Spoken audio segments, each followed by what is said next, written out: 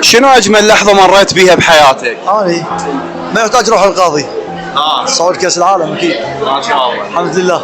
والله العراق من صعد بكأس العالم. من العراق صعد كاس العالم. كأس العالم وان شاء الله. اجمل لحظه. اجمل لحظه وان شاء الله ناخذ الكأس ان شاء الله. ان شاء الله. بعون الله. ان شاء الله ناخذ كاس العالم. ان شاء الله بعون الله. أجمل لحظة بحياتي، شوفوا أنا رزقت باثنين أطفال ولد، بس اللحظة الأجمل اللي أنا كنت أتمناها من سنين طويلة اللي هي روح.